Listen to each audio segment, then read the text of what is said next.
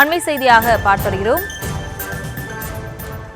திருத்தணியில் ரயில்வே போலீசாரின் அணிவகுப்பு நடைபெற்றிருக்கிறது. திருத்தணி ரயில்வே நிலையத்தில் ரயில்வே போலீசாரின் அணிவகுப்பு நடைபெற்றிருக்கிறது. அது தொடர்பான அந்த காட்சிகளை பார்த்து வருகிறோம். பயணிகளின் பாதுகாப்பை உறுதி செய்யும் விதமாகவே ரயில்வே போலீசார் அணிவகுப்பை நிகழ்த்தியிருக்கிறார்கள். இது தொடர்பான விவரங்களை வழங்குகிறார் நமது செய்தியாளர் செந்தில். செந்தில், வணக்கம். மேலும் விவரம்.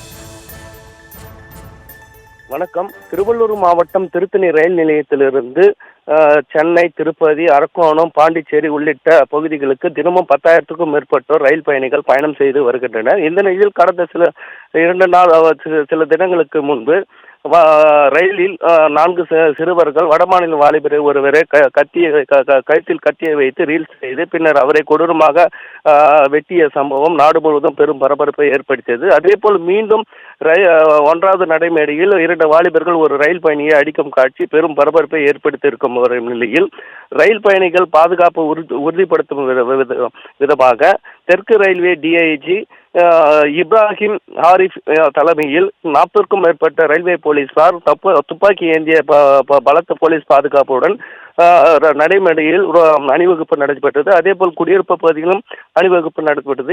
இது வரும் காலங்களில் ரயில் பயணிகள் பாதுகாப்பாக பயணம் செய்யும் வகையில் போலீசார் பல்வேறு நடவடிக்கைகள் எடுக்கப்படும் என்றும் அதேபோல் ரயில் நிலையத்தில் கண்காணிப்பு கேமராக்கள் அமைக்கப்படும் என்றும் இதுபோல் குற்றம் சம்பவங்கள் நடைபெற்றால் கடுமையான நடவடிக்கை எடுக்கப்படும் என்று டிஐஜி இப்ராஹிம் தெரிவித்தார்.